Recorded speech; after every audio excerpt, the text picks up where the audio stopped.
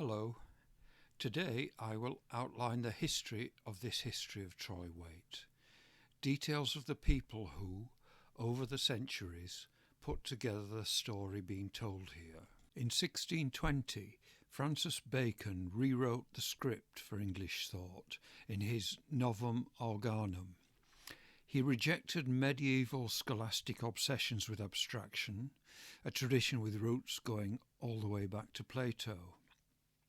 Bacon's advice, forget the words, look at the things, a tradition he correctly located in Democritus. No mean feat in 1620, since the works of Democritus had all disappeared, ignored by the early Christian church as Plato himself had urged. By 1637, the young John Greaves was all on board with this new scientific trend.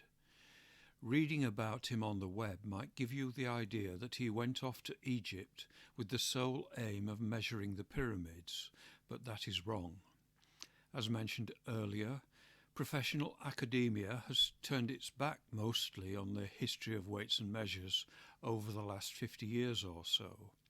Meanwhile, for almost 3 centuries, amateurs have become obsessed with the measurement of the pyramids, very often to the exclusion of all else. Both are grave errors. Greaves set off to research all the measurement standards of the ancient world by personal observation and took along a weighing scale accurate to about 1 part in 1,000th of a gram. On his return, he published a book on ancient weights, but suppressed his puzzling discovery. The troy weight system, which he had grown up with in England, was different to all the systems of weight of continental Europe, but was almost identical to that in use in Egypt. This is clear from his tabulated data. We can only guess why he never highlighted it. Perhaps because, when he returned to England, he was quickly in hot water, backing the wrong side in the Civil War. Adding to that, a hint that he had perhaps turned Turk was maybe not worth the risk. There things sat until George Hooper came along in 1721. Citing Greaves as his main source, Hooper published that English Troy was very similar indeed to the Egyptian weight system and suggested it indeed came to England from the Orient. In 1727, John Arbuthnot came out in his support. Arbuthnot was an intellectual giant, a polymath. Even the Victorians never came up with an all-rounder to match him. Amongst much else, he created the satirical figure John Bull, inspired large chunks of Gulliver's Travels, and wrote the hilarious spoof Proposals for Printing a Treatise on the Art of Political Lying. Way superior to the comic efforts of such as Voltaire, I have to go right back to Lucian to find jokes that stand the test of time so well. Anyhow, getting back on track, in a very detailed account of ancient weight and money, Arbuthnot suggested Edward I probably brought the Troy standard back to England from his crusade in 1271-72. That ought to have fixed the notion of Egyptian origins, but inexplicably it did not.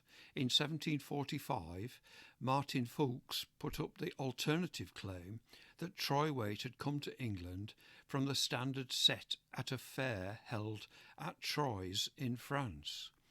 Ever since, that has become an extremely popular argument, despite the basic fact that the two systems do not resemble each other at all. The idea seems about as likely as that my ant crawled about on 6 legs. Such matters got battered about in the 18th, 19th and early 20th centuries. The Islamic roots explanation was rediscovered by Lane, by Cuepo, by Del Mar and by others. In 1967, F.G. Skinner at the London Science Museum put the matter beyond doubt when he pointed out that the separate but parallel tower or Stirling system had also been in use in early medieval Islam. Crucially, Islam only used this 60 grain, that is circa 2.92 gram, coin dirham during 698 to 850 or so. Thus, Offa's reform of 793 is the only credible date for the transfer. The Umayyad coin dirham was 60 grains, the medieval English sterling penny 30 grains, both used the same grain. Hardly likely to be a coincidence when set alongside the known facts about the ramified Troy system, with its 32 grain penny matching the 64 grain bullion dirham of the East. Back in episode 1, I made my own position clear.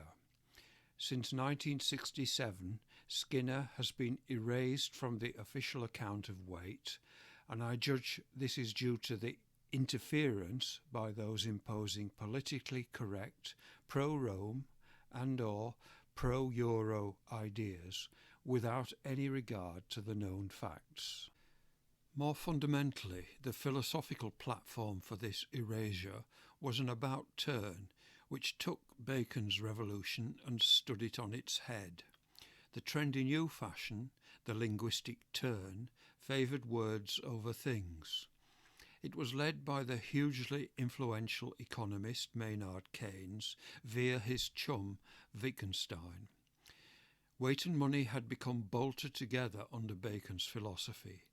They were completely sundered under Keynes, but delving into those matters must await another time. That is it for today. Next, I will turn to the political details of what happened around 697 and 793, key events which will lay the foundations for an explanation of medieval European monetary mathematics. Viewers might reasonably suspend judgment on all this until that mathematical superstructure is brought into the light of day. The mathematics is the clincher as far as I am concerned.